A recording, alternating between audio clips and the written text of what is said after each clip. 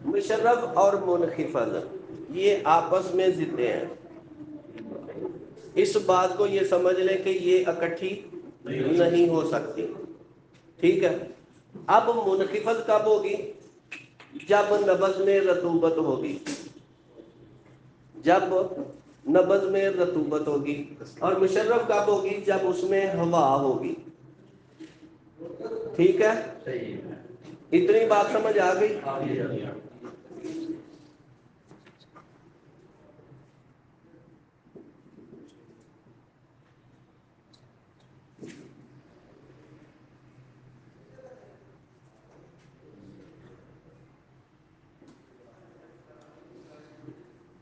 طویل اس کی ضد کیا ہے؟ قصیر.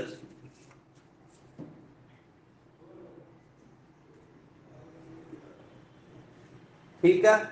اب طویل ایک پورے پر بھی ہو سکتی ہے. یعنی یہ جب آپ نے نبض دیکھنی ہے تو پورے کی لمبائی کے رخ پر دیکھنا ہے اس کو. پورے کی لمبائی کے رخ پر. کس طرح؟ اس طرح پورے کی لمبائی کو دیکھنا ہے کہ پورے کی لمبائی پورے پورے کی لمبائی ہے تو پھر یہ طویل کہلا سکتی ہے. ضروری نہیں کہ یہ 4 پوروں پر ہو. ٹھیک ہے. طویل اور قصیر میں یہی فرق ہے کہ قصیر جو ہے وہ چھوٹی ہوگی، یعنی آدھے پورے سے کم پورے پر آئے گی. آدھے پورے سے طوالت کے لحاظ سے آدھے پورے سے کم پر آئے گی تو یہ قصیر ہے. آدھے پورے سے زیادہ آئے گی تو یہ طویل ہے. ٹھیک ہے.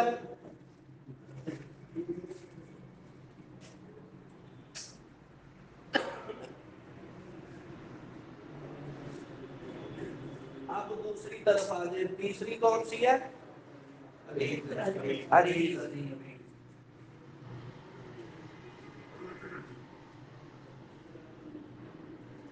عریض اور اس کی ضیق.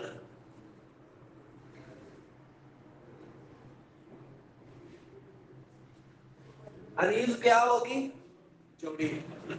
چوڑی یعنی چوڑائی میں.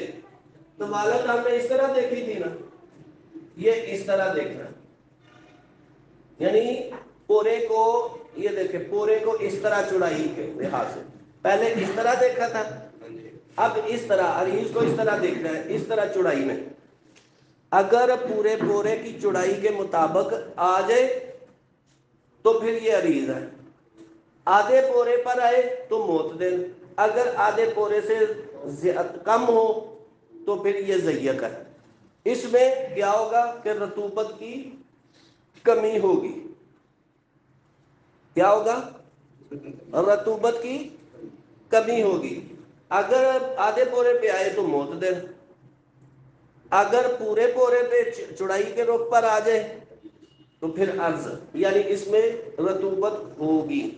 آپ کی یہ تینوں اجناس ایک جنس کے تینوں مکمل ہو گئے.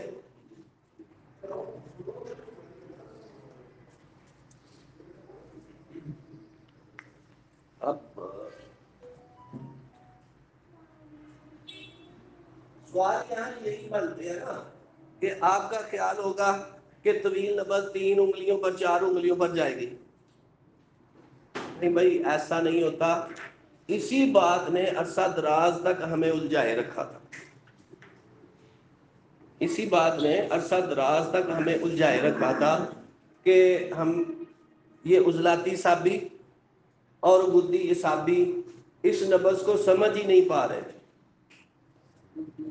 کہ اس میں فرق کیا ہے. ٹھیک ہے. عضلاتی سابی اور گدی اعصابی یہ دو نبضوں میں فرق نہیں کر پا رہے تھے. یہ گدی عضلاتی والا معاملہ جو ہے نا، یہ تو اتنا نہیں جتنا گدی اعصابی اور عضلاتی اعصابی والا معاملہ جو ہے نا درپیش آتا ہے. اب ان میں فرق اسی اصول کے تحت جب آپ کریں گے تو پھر آپ کو سمجھ آ جائے گی کہ اتنا مشکل معاملہ نہیں جتنا ہم نے اس کو بنایا ہوا ہے. اور اسی وجہ سے ہمارے طبیب بھائی جو ہیں وہ کیا ہے کہ اگر 6 سے زیادہ نبضیں ہوتی نا، 10 20 30 ہوتی، تو ساروں کی نبض اتنی ہو جاتی، یعنی 6 طبیب بیٹھے ہیں تو 6 کی 6 نبضیں بن جائیں گی۔ لیکن جب آپ قواعد و ضوابط کو سامنے رکھیں گے تو پھر یہ ایسا نہیں ہوگا۔ کیوں؟ اس لیے کہ قانون جو ہے وہ الگ نہیں ہوتا۔ جب سب لوگ ایک ہی قانون کو فالو کریں گے، ایک ہی قانون کے تحت نبض کو دیکھیں گے، پھر نبضیں زیادہ نہیں ہوں گی۔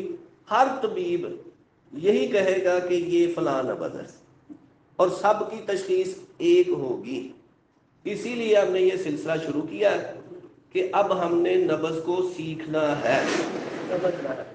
پچھلے دنوں ایک تحریر میری نظر سے گزری، اس میں لکھتا ہے مفرد ازائی نبض، کہ یہ صرف مقدار نبض کو فالو کرتے ہیں اور کسی کو نہیں سمجھتے۔ تو میں نے گزارش تو کی تھی کہ یار اس شخص کا نمبر مجھے دے دیں، میں اس سے سیکھ لوں، لیکن ابھی تک وہ نمبر نہیں مجھے ملا۔ اگر آپ اسی طرح کا بننا چاہتے ہیں جس طرح وہ لوگ ہمیں کہتے ہیں تو پھر تو کوئی مسئلہ نہیں۔ تو اگر واقعہ ہی آپ مفرد اعضاء کے طبیب بننا چاہتے ہیں، جس طرح ہمارے اسلاف تھے، ہمارے اکابرین تھے، کہ ایک دن میں 200 مریض بھی دیکھ لیتے تھے، نبض دیکھی بس آدر کا چل فارغ۔ یہ کیا اتنی جلدی نبض؟ کیسے، کیا ہوا اس کو؟ فوراً بتایا کہ اس کو یہ مسئلہ ہے، تو واقعی وہی مسئلہ ہوتا ہے۔ یہ ٹھیک ہے کہ فوری طور پر ہمیں یہ پتہ نہیں چل سکتا، لیکن جب تجربات اور مشاہدات کے بعد اگر ہم قانون کے مطابق چلیں گے تو تجربات اور مشاہدات کے بعد ایسا ہی ہوگا کہ اس طرح نبض دیکھی، 1 سیکنڈ میں آپ کو پتہ چل گیا اور مرض کا بھی پتہ چل گیا، چلو بھائی فارغ۔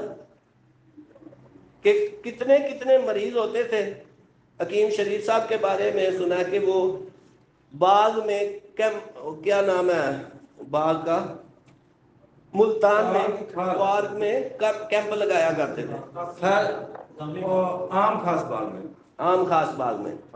تو وہاں جو مریض آتے تھے، نبض دیکھی، ان کو غذا بتائی کہ جاؤ وہ کھاؤ۔ اگر مریض اٹھ نہیں سکتا تو اس کے وارثوں کو کہا کہ فلاں چیز لا کر اس کو دو، وہاں کھلائی، لیٹا ہوا مریض چل کے گھر جا رہا ہے۔ بھئی کیوں؟ کیونکہ انہوں نے نبض سیکھی تھی، پڑھی نہیں تھی، سیکھی تھی۔ صرف پڑھنا کتاب سے اس طرح نہیں سمجھ آتی، سیکھنے کے عمل سے گزرنے کے بعد یہ تجربات اور مشاہدات ہوتے ہیں۔ تو صابر صاحب کے متعلق میں نے کسی سے سنا ہے کہ وہ کیا کرتے تھے، مریض کی نبض شاگرد دیکھ رہے ہیں، پرچی جب صابر صاحب کے پاس مریض آتا ہے، صابر صاحب سب کی پرچی دیکھتے ہیں۔ اب جس کی نبض غلط لکھی ہوتی تھی تو صابر صاحب اس کو کھڑا کر دیتے تھے، کھڑے ہو جاؤ۔ اب وہ مریض کو نبض دیکھ کے تشخیص اور تجویز کر کے مریض کو دوبارہ وہاں بھیج دیتے تھے، وہ دوبارہ نبض دیکھتا تھا۔ وہ پرچی صابر صاحب کی نہیں دیکھتا تھا، صابر صاحب کی پرچی نہیں دیکھی اس نے کہ کیا تجویز کیا، پھر نبض دیکھی، اگر درست دوبارہ لکھ لی تو وہ پھر بیٹھ گیا، ورنہ کھڑا رہے گا۔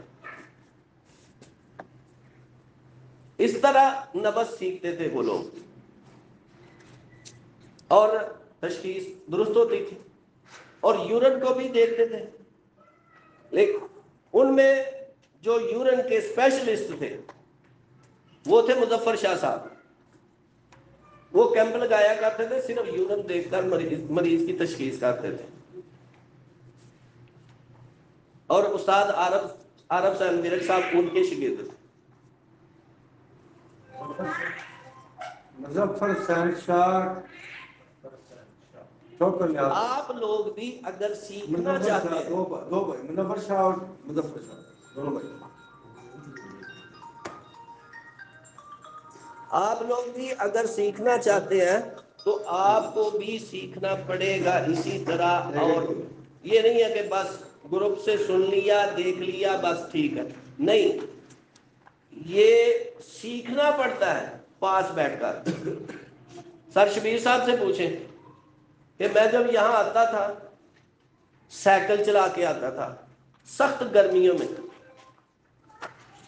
سخت گرمیوں میں کبھی میرا ناغہ نہیں ہوتا تھا، اور جب میرا ناغہ ہوتا تھا تو سر شبیر صاحب کو کہہ دیتے تھے اب اس کا کوئی عزیز فوت ہو گیا جو قریبی ہے، تب نہیں آیا۔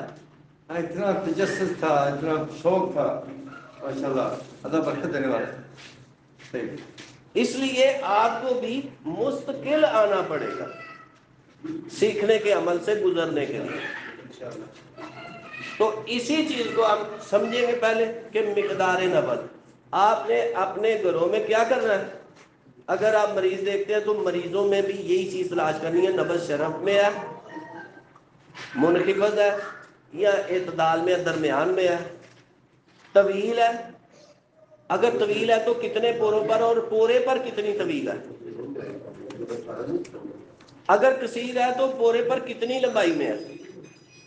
یہ چیزیں آپ نے دیکھنی ہے گھروں میں، اپنے بچوں میں، بیوی میں، مریضوں میں۔